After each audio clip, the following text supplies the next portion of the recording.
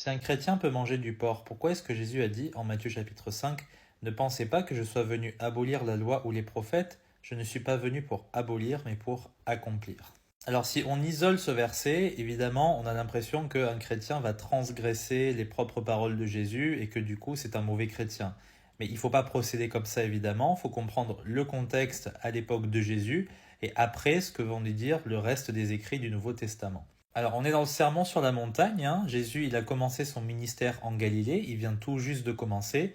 Il y a une multitude qui le suit, qui veut l'écouter, et aussi ses disciples qui sont juifs. Donc Jésus, en fait, les rassure en leur disant, vous inquiétez pas, je ne suis pas un malade mental qui vient briser la loi et les prophètes, ce n'est pas du tout ce que je veux faire. Je vais accomplir toutes ces choses, mais Jésus, il va accomplir ces choses-là dans un sens beaucoup plus profond. Il ne va pas juste se contenter de faire comme les scribes et les pharisiens, à observer la loi et à se considérer comme juste parce qu'ils observent la loi. Jésus, il va aller beaucoup plus loin, il va traiter le problème à la racine qui est le cœur de l'homme. De plus, à l'époque de Jésus, on est encore sous l'ancienne alliance. Donc Jésus ne peut pas ne pas manger de porc. Il ne peut pas contredire la loi et les prophètes. Il va devoir garder ses restrictions alimentaires. C'est tout à fait logique.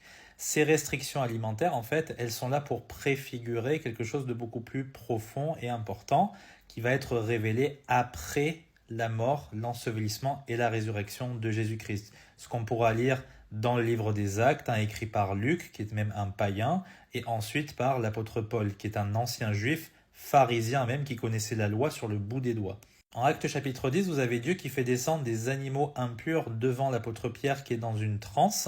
Il lui demande de les sacrifier et de les manger, ce que l'apôtre Pierre, juif depuis sa naissance, refuse de faire. Mais regardez ce que Dieu lui répond au verset 15 par exemple.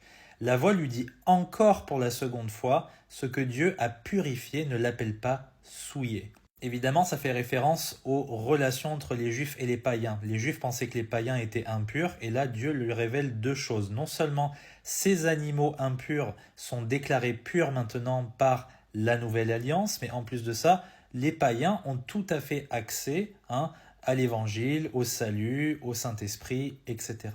Mais ce n'est jamais suffisant pour les esprits judaïsants qui aiment bien retourner à la loi, qui ne sont pas contents, qui veulent se vanter d'observer les plus petites parties de la loi alors qu'ils brisent la plupart du temps tous les commandements. Mais bon, regardez ce que dit l'apôtre Paul en 1 Timothée chapitre 4. L'Esprit dit expressément que dans les derniers temps, quelques-uns se détourneront de la foi s'attachant à des esprits séducteurs et à des doctrines de démons. C'est quoi ces doctrines? Eh bien regardez. Défendant de se marier, commandant de s'abstenir d'aliments que Dieu a créés, afin que les fidèles et ceux qui ont connu la vérité en usent avec gratitude. Donc ça c'est tous les Nazaréens, les Juifs, etc.